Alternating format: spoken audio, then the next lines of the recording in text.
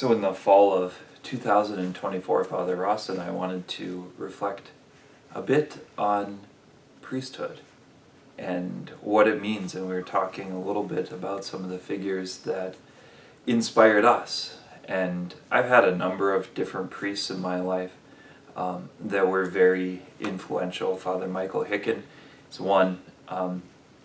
There's another video on him, but I wanted to reflect a little bit more at length on some of the other priests that I've encountered and what knowing them and meeting them, spending time with them has meant for me. So in my family, there are also several other priests. My extended family, not my immediate family. I have one great uncle that was a priest, Monsignor Joseph Singer. He's a priest of the Diocese of Fargo. He was my grandfather's brother and a very dear man. He was a longtime pastor in Velva. He didn't spend a lot of time in the Fargo area in particular, but in various small parishes around. He had served at one point as Cardinal Mincha's secretary when he was in Europe and helping the Germans rebuild after the war. That was a time that he never talked about quite as much, but I think it was really amazing that this young man from North Dakota, he's from a town called Orrin, where he was born. He was rather proud of that, grew up there. If you ever heard Monsignor Singer talk, he spoke very fondly of growing up in Orrin. It was very important to him, and the Church of the Sacred Heart that was there. And I got to know him a little bit when I was younger. We would see him once in a while. Velva wasn't too far away. My grandparents, his brother lived in Harvey where I grew up, and so he would drive down and see us. It always struck me as a very kind man. One of the things that I really began to appreciate about him was when I served in Grand Forks at St. Michael's. He was the pastor at one time of St. Mary's, which was a church that was also in downtown Grand Forks, and many people would come up to me with just stories of his impact. He had a heart for people. He was a wise man, he was well-read, he enjoyed learning, but he also had a heart for being with people, and he would do that repeatedly. There were so many people that he had been with and seen in the hospital and that he had prayed with, and people he encountered at Curcio and various other retreats that he would help out with, like Marriage Encounter. Monsignor Singer was also one who was a bit of a workhorse. I have to laugh because by the end of his life, I'm not sure how many times he had retired. His last parish assignment was in Valley City, and after that he bought a house and moved into Minot, which was close to Velva, and he wanted to stay in the area. But little did I know that he then became the chaplain of a hospital.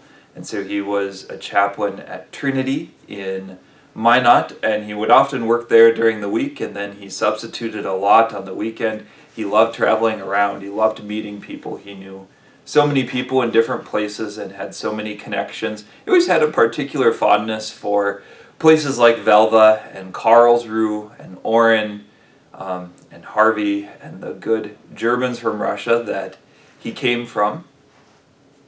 So he worked as a chaplain at the hospital for a while. After he retired from parish ministry, I think he retired from parish ministry at 75. He was a chaplain at the hospital for the next, I don't know how many years, and then he retired again from the hospital and became a part-time chaplain at the hospital, and then started helping out at the air base. And he would actually for many years be the priest that served the Catholic community out at the air base near Minot. And he was still substituting as often as he could. He enjoyed those times. I got to know him better by that point in his life. I was in the seminary.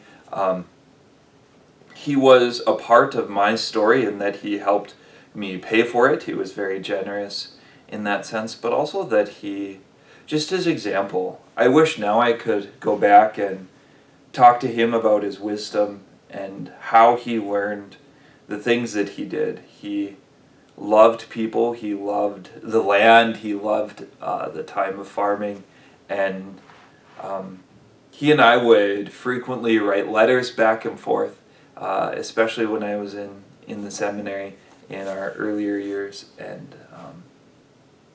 just were able to develop a much stronger relationship that way. I would tell him about seminary life, and it was always encouraging. He was always part of it. And so he was a part of my life from when I was very young. I have another great uncle on my dad's side. His name was Father Ed Cordy. He was a priest of the Diocese of Bismarck.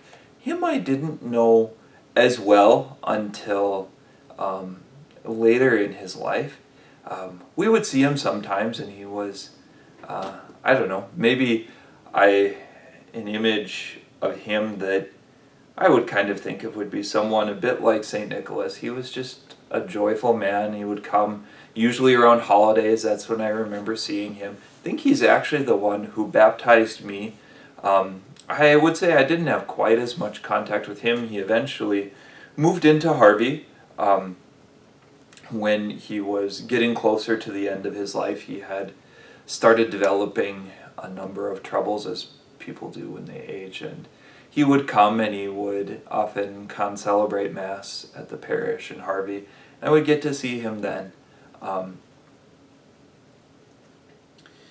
My mom has a brother named Father Bill Singer. That was my mom's maiden name, and he is a missionary with the organization called Maryknoll, the American Mission Society. And he was also a good witness for me. He would come back home in the summer, especially to my grandparents' house, so his parents, and stay with them. Usually he made one big trip home a year, sometimes two, but most time it was one, and most of the time it was in the summer. He spent almost all of his priesthood serving in South America, and then in Central America in his later years. He spent a long time in Bolivia and Honduras. He was in El Paso, and now he lives in Guatemala. And there's so much from his life, too, that has been a witness to me. He is a missionary, so he lives on very little himself. He has served people in poor places.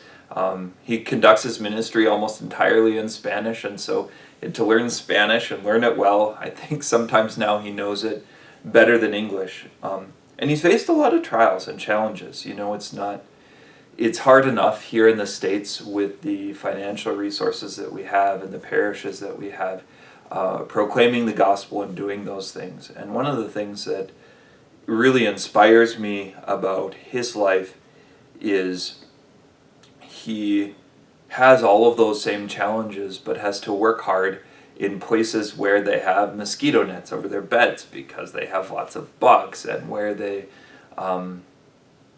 have all of these other jungle things that we just don't have to deal with. I remember asking him one time about his ministry, and in a lot of Central and South America, parishes have a number of chapels or other outlying areas where they go say Mass, because many of the people are at least nominally Catholic. And he mentioned at one point in the place where he is now that there's roads to all of the churches that he goes to. And that was really striking for me. And I said, Father, there's roads to them? Like, were you in places where there weren't roads? And he said, yeah, many times in his priesthood, to go to Mass, he'd celebrate Mass in the main area, and then he'd saddle up a donkey and load up some of his supplies and ride off into the jungle to celebrate Mass for them, you know, like out into the bush. And gosh, I mean, sometimes I think of that, and just that kind of witness, that his love for the people. I'm not sure that I would be quite as willing to ride a donkey into the middle of the jungle. That would have other issues. But he did, and he did that constantly. And that was those kind of things just that his love for the people. Many of his brothers and sisters have wanted him to move back to the States. For many years, he has some health issues, and healthcare isn't great in Guatemala where he is now. But one of the things that has really inspired me is he always responds, but there's not really another priest to take my place. And so, he serves the people, and he's past retirement age here in the States in a lot of places, and yet he still serves. And sometimes serving the people means celebrating 4 masses or 5 masses on a Sunday. And I don't know how many he's baptized and conducted marriages for, but it's probably in the thousands, if not tens of thousands. Just his beautiful witness of faithfulness, his care and concern for the poor. Many times he's taken money back, or family members have given him donations to help with things, and it's almost never for himself, or even if we give him money, it's a little bit tongue-in-cheek, because he has a way of getting it into the hands of people who need it and people that he has served with. So those are a few priests in my family that were really inspiring to me, and it seems like one of the other ones that I should mention happened after I was ordained a priest. I got to spend my first 2 years of priesthood with Monsignor Wald in Jamestown. And Monsignor Wald, at first, he's just quite a man. He could sound a little bit grouchy, and he had a way of growling a little bit like a bulldog. But he was a man of such heart. I was struck right away because as soon as he found out I was going to be his associate, he made plans to join me for my first Mass in Harvey. He wanted to come and to celebrate and to be present in Harvey and to introduce himself, and we got to meet each other. So ordination was June 4th. Yeah, 6/4 of 2016. My first Mass was on the 5th, and he came to Harvey and he was there. He got to meet my family. It is a big family. Like I said, there's some other priests who are a part of it. Monsignor Singer was there. I think Father Michael Hicken came back for it. Father Ed wasn't. By that point, he had passed away. Father Frank Miller was a pastor at the time. So it was just great to have him there. And that was something that he continued to do even as I moved to Jamestown. He loved spending time together. He loved doing things. We would go out for supper and just talk and visit and go over to the Knights of Columbus, and that was great. Sometimes he was a man, you could tell that he would be thinking about things, and we'd have a conflict or a discussion earlier in the day, and he would sit in his room when I was there at night, and so his door would be open and he'd have a football game on, and we'd sit and we'd talk and very often work things out, and just got to hear his wisdom again and again. I was amazed at how many people, even though he could be a little bit blunt, he never had an unpublished thought. That was one of the things that he said. If he was thinking it, he said it, and you knew what he was thinking, and you didn't have to wonder. But because of that, thousands of people that I know of sought him out for advice and counsel, and he was very much a man who had a good head on his shoulders. He was from German roots. He loved the town of Napoleon and the place that he came from. He loved his family. They were very important to him. And just his kindness. It was so striking to spend time with him, because he could sound a little bit, he would bark a little bit, and he would have his moments. And over time, I kind of learned to suspect ulterior things were going on. I remember one day in Jamestown, we were in the office, and he came in, and he was kind of, he groused at the secretary that was up front, and he talked to someone else, and he sounded kind of grouchy, and I could hear him coming down the hall, and he was going on about something, and I walked out of my office, and I looked in his eyes, and I said to him, "Are you sick?" he looked at me. He had this way of looking like you caught him red-handed and get this look on his face. I was like, "Are you sick?" He's like, "How'd you know?" He said, "Well, you came in and you're just not yourself. You were upset with the people up front. You don't usually do this. I think you're sick. You need to cancel your stuff and go home. You need to rest." He's like, "No, you can't make me." And I said, "Do it. Go away." And he did. Sometimes that was just the way we could get along together. My family was German from Russia as well. And I don't know, somehow I just fit right in. It felt a little bit like we were two peas in a pod. It was funny to me that he would let a young associate tell him what to do, but he did. And he did. He had a lot of wisdom. He had a lot of goodness. And many of the lessons that I have learned as a priest, many of the things that I do come from things that he taught me and the conversations that he would have. He was an associate at St. Michael's, had some stories about Father Sherman and some of the things that he went through as a young priest, that they're a little bit different than the world is today. But he was just so kind. And that was especially the case. Sometimes would be visiting at night and we'd be talking and someone would call his phone. Even if he was upset at something, he didn't like the direction of politics sometimes, and he would get upset at things in the nation and things in the wider scope. And so he'd be going on and on about that, and someone would call and he'd answer, "Hello, this is Monsignor Walt," and just like change persona completely. But he was a great man, and it was a gift to be able to spend time with him. I know he was near and dear to many hearts here at the parish, and it's kind of fun just to sit back and to think about some of these memories.